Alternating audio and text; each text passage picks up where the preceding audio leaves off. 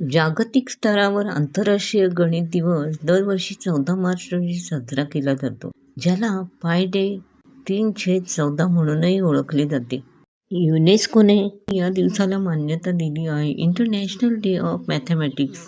गणितामध्ये पाय या स्थिरांकाचे मूल्य साधारणपणे 3.14 असे मानले जाते. जर तुम्ही या आकड्याकडे नीट पाहिले तर 3 म्हणजे तिसरा महिना मार्च आणि 14 म्हणजे तारीख.